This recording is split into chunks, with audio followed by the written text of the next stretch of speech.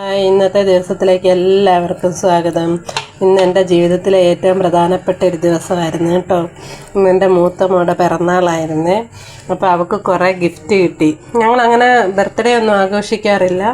ഒരു കേക്കും എല്ലാം വാങ്ങിച്ച് മുറിക്കും, പിന്നെ ഒരു ഡ്രസ്സ് എടുത്ത് കൊടുക്കും, അത്രേ ഉള്ളായിരുന്നേ.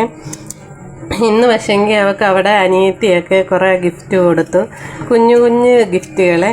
അനിയത്തി എന്ന് പറഞ്ഞു കഴിഞ്ഞാൽ 10 വയസ്സേ ഉള്ളൂ കേട്ടോ. കുഞ്ഞ് ഗിഫ്റ്റെന്ന് നമുക്ക് തോന്നും, പക്ഷെ അവിടെ ജീവിതത്തിലെ ഏറ്റവും വലിയ ഗിഫ്റ്റായിരുന്നത് കേട്ടോ. നമുക്കൊന്ന് കാണാവേ. അപ്പോൾ ഇതൊക്കെയാണ് എനിക്ക് എൻ്റെ അനിയത്തി മേടിച്ച് തന്നത്. ഞാൻ ഒരിക്കലും പ്രതീക്ഷിച്ചില്ല ഇതുപോലെ ഗിഫ്റ്റൊക്കെ കിട്ടുമെന്ന്. എല്ലാ ബർത്ത്ഡേക്കും മുട്ടായിയോ മറ്റേ ഈ കത്തൊക്കെ എഴുതിയോ ഹാപ്പി ബർത്ത്ഡേ ചേച്ചി എന്നൊക്കെ എഴുതി തരുമായിരുന്നു. പക്ഷേ ഇന്ന് എന്നോട് വരുന്ന വഴിക്ക് ചേച്ചിക്ക് ഗിഫ്റ്റ് ഉണ്ടെന്ന് പറഞ്ഞപ്പം ഞാൻ ഒട്ടും പ്രതീക്ഷിച്ചില്ല കേട്ടോ. വീട്ടിൽ വന്ന് നോക്കിയപ്പം ഗിഫ്റ്റ് പേപ്പറിലൊക്കെ പൊതിഞ്ഞ് വെച്ചേക്കുന്ന കാണാൻ നല്ല രസമുണ്ടായിരുന്നു കേട്ടോ.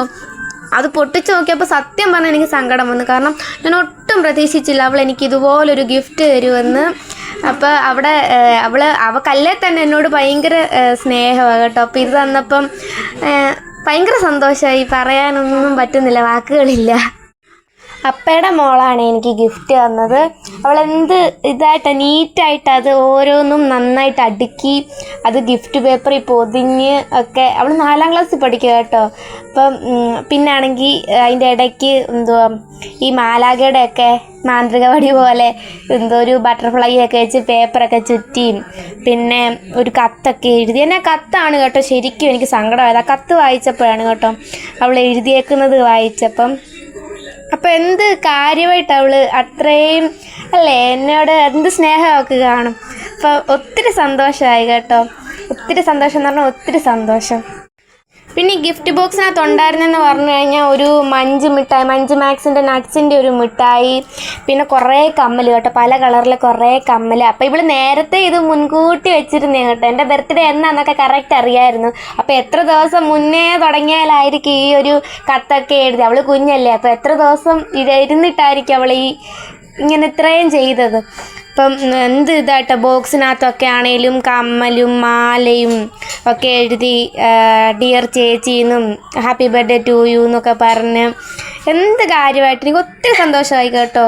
കാരണം ഞാൻ ഒട്ടും ഇത്രയും നന്നായിട്ട് അവൾ ഗിഫ്റ്റ് തരുമെന്നൊന്നും ഞാൻ പ്രതീക്ഷിച്ചില്ല കേട്ടോ. അപ്പോൾ ഭയങ്കര സന്തോഷമായി. പിന്നെ അവൾ ഈ ഗിഫ്റ്റൊക്കെ ഇങ്ങനെ തരുന്നെന്നോ ഇങ്ങനെയൊക്കെ ചെയ്യുന്നുണ്ടെന്നോ ആരും അറിഞ്ഞില്ല കേട്ടോ. അപ്പം പോലും അറിഞ്ഞില്ലായിരുന്നു. ഇന്നാണ് സത്യത്തിൽ എല്ലാവരും അറിയുന്നത് തന്നെ ഇങ്ങനെ ഈ ഗിഫ്റ്റ് എനിക്ക് വേണ്ടി ചെയ്യുന്നുണ്ടെന്നോ ഇങ്ങനെയൊക്കെ ആരും അറിഞ്ഞില്ല കേട്ടോ. അവൾ സർപ്രൈസായിട്ട് വെച്ചിരുന്നു, അവൾ മാത്രം അറിഞ്ഞ് എനിക്ക് തരുമായിരുന്നു കേട്ടോ. പിന്നെ എൻ്റെ കൂട്ടുകാർ എനിക്ക് ഗിഫ്റ്റ് തന്നു, കമ്മൽ തന്നു, ക്ലിപ്പ് തന്നു. അവർക്കും എന്നോട് ഭയങ്കര സ്നേഹമാണ് കേട്ടോ. ഒത്തിരി നന്ദിയുണ്ട് കേട്ടോ. ഞാൻ സത്യം പറഞ്ഞാൽ ദൈവത്തിനോട് നന്ദി പറയുന്നു എനിക്ക് ഇതുപോലൊരു അനിയത്തിയും കൂട്ടുകാരെയൊക്കെ തന്നത്. കാണുന്നവർക്ക് നിസ്സാരമാണെങ്കിലും പക്ഷെ എൻ്റെ ജീവിതത്തിൽ എനിക്ക് മറക്കാൻ പറ്റാത്ത ഓരോ അനുഭവങ്ങളാണ് കേട്ടോ ഇങ്ങനത്തെ ഗിഫ്റ്റുകളൊക്കെ കിട്ടുക എന്ന് പറയുമ്പം. അതുപോലെ ഇത്രയും നല്ല ഫ്രണ്ട്സിനെ അനിയത്തിയൊക്കെ തന്ന ഞാനൊരു ഭാഗ്യവതിയാണെന്നാണ് എൻ്റെ ഒരു തോന്നൽ. പിന്നെ ഈ കമ്മലാണെങ്കിൽ അവൾ ഓൺലൈൻ വഴി കുഞ്ഞിന് വേണ്ടിയിട്ട് എനിക്ക് വേണമെന്ന് പറഞ്ഞ് അവൾ ഓൺലൈൻ വഴി വരുത്തിച്ചതാണ് അപ്പയും കൊണ്ട്. പക്ഷേ എനിക്കാണെന്ന് അപ്പ അറിഞ്ഞു പോലും ഇല്ല കേട്ടോ. അപ്പം ഞാൻ ഇന്നിത് പൊട്ടിച്ച് വീഡിയോ അയച്ചു കൊടുക്കുമ്പോഴാണ് അപ്പ അറിയുന്നത് ആ കമ്മൽ എനിക്കുള്ളതായിരുന്നെന്ന്. പിന്നെ കത്ത് ഒത്തിരി സന്തോഷമായി കേട്ടോ. പിന്നെ എന്നെ സ്നേഹിക്കുന്ന ഞങ്ങൾ 5 മാസത്തെ അടുപ്പവേ ഉള്ളൂ. അമ്മ എനിക്ക് 2 ഉടുപ്പെടുത്ത് തന്നു. എൻ്റെ അച്ഛനും അമ്മയും വല്യമ്മയും ഒക്കെ എടുത്തു തരും. പക്ഷേ എൻ്റെ ജീവിതത്തിൽ ആദ്യമായിട്ടാണ് എന്നെ സ്നേഹിക്കുന്ന മറ്റൊരാൾ എനിക്കിതുപോലെ ഗിഫ്റ്റൊക്കെ മേടിച്ച് തരുന്നത് കേട്ടോ. കാരണം ഞാൻ ഒട്ടും പ്രതീക്ഷിച്ചില്ല ഇങ്ങനെ എനിക്ക് ബർത്ത്ഡേക്ക് ഗിഫ്റ്റ് കിട്ടുമെന്നുള്ളത്. പിന്നെ ഞാൻ കേക്ക് മുറിച്ചു. അതും ഒരു സർപ്രൈസായിരുന്നു കേട്ടോ. കേക്ക് മുറിക്കുന്നില്ല എന്ന് പറഞ്ഞിരുന്ന് സർപ്രൈസായിട്ട് ഉള്ള ഒരു കേക്ക് മുറിയായിരുന്നു. കേക്ക് മുറിക്കുന്നില്ല എന്ന് പറഞ്ഞ് ഞാനും പറഞ്ഞായിരുന്നു വേണ്ടാന്ന്. പക്ഷെ പെട്ടെന്ന് എൻ്റെ ആങ്ങളയുടെ ബർത്ത്ഡേക്ക് കേക്ക് മുറിക്കാമെന്ന് പറഞ്ഞിരിക്കുമായിരുന്നു.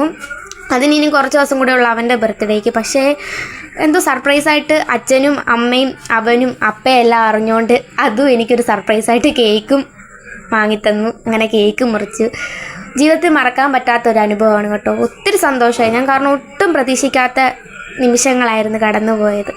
ഇന്നത്തെ എൻ്റെ സന്തോഷം നിറഞ്ഞ ഒരു കൊച്ചു ദിവസമായിരുന്നു. ഇത്രയേ ഉള്ളൂ. അപ്പം ബായ്.